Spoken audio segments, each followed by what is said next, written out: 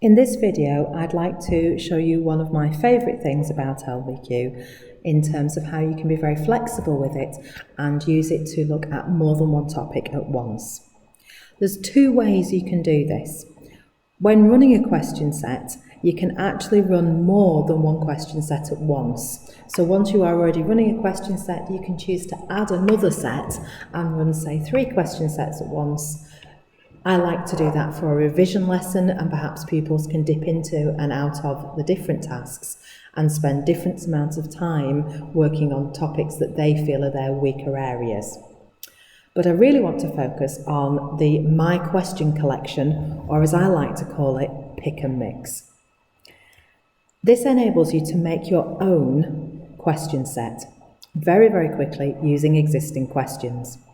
So if I've been looking at fractions, decimals and percentages, say, with a class, I might like to make a mixed question set at the end of a topic or at the end of a half term that covers lots of things we've been studying. So perhaps we've been studying some adding and subtracting of fractions.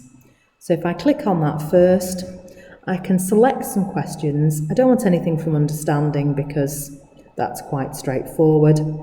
I need to click on advanced at the top here, and then these extra bits appear. I'm going to have some fluency questions, so I think we'll have that one. And I literally just click to add it. So that one, number 17, like that one. And I'm going to have something from reasoning, that one. So that's a little bit of adding and subtracting. I've also been looking with my class at multiplying. So I'm going to have a look at multiplying 2 fractions too. So this is from a new question set. I'm going to have that one. I'm going to move into the fluency. Oh, I like the one with the negative there. And something from reasoning again. So I've got multiplying. I need something from dividing fractions. So I'm going to have fractions by fractions.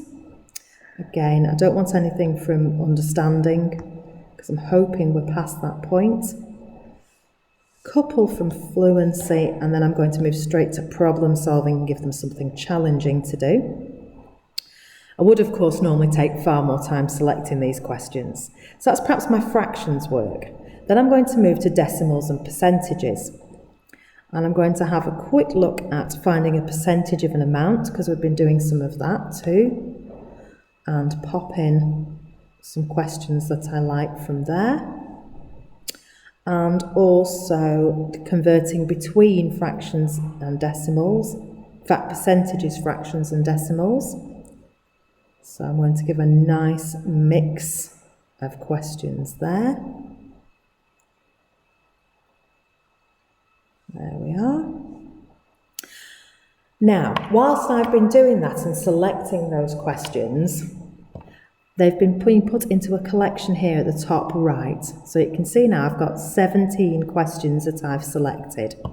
If I've now chosen enough questions that I'm happy with, I can click on that collection there, and this is my question collection. You can see why I like to think of it as pick and mix, because I'm picking things and mixing them up from different topics.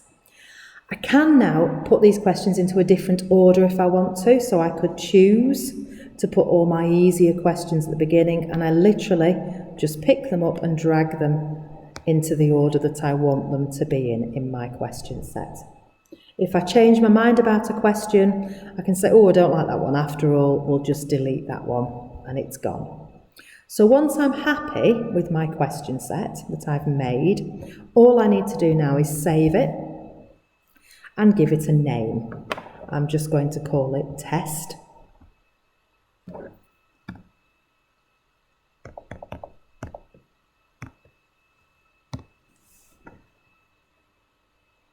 Okay, so I now have this question set in my question sets. At the moment, only I can see this. If I now categorise it, if I now go to the little plus here, I can say it's a maths question set. I could say what year it was appropriate for and what branch of maths it was looking at. I can also choose to share this with other teachers in my school so that you could make them between you and share them across the department. So I've shared it, it's maths, it's fractions, it's year 7. Once I've done that, save. So it will then appear that I have made this question set called test.